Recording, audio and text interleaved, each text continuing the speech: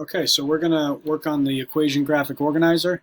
Hopefully you have it online or printed out in front of you right now, so you can fill it in as we go. Our first equation is the linear equation.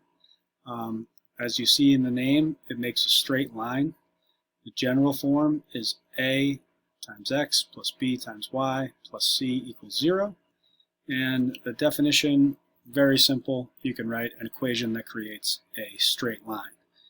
In terms of completing the organizer, you can pause the video now and copy this down, or you can keep watching.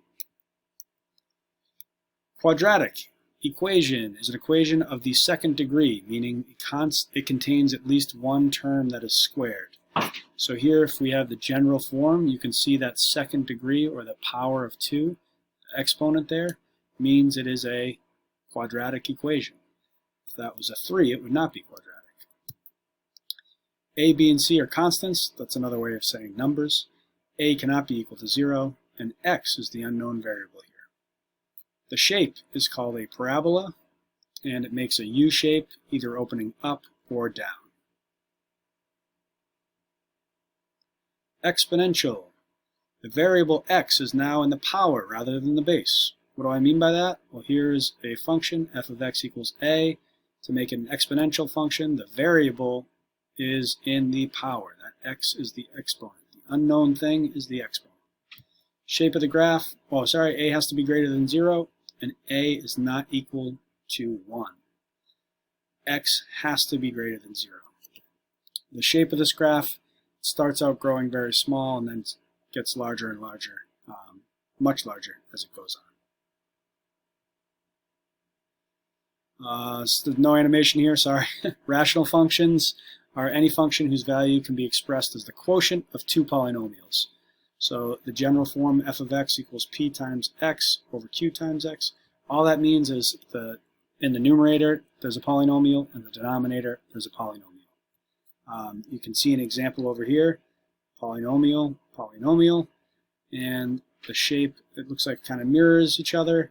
There's a bunch of vocabulary words that we'll go over for that later, but that's the general shape of a rational function. Trigonometric functions.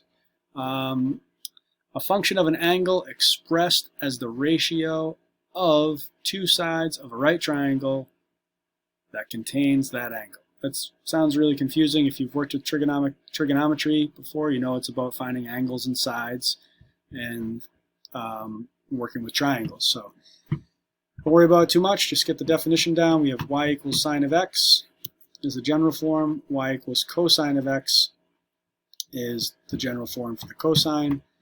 And those graphs look very similar. When you graph it on a coordinate plane, it makes sort of a wave going up and down. And we'll also look at the y equals tangent of x. We're not going to worry about cotangent, secant, or cosecant right now.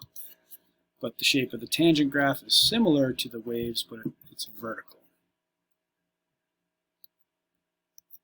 And last, we have the circle. Equation of a circle is a way to express the definition of a circle on the coordinate plane.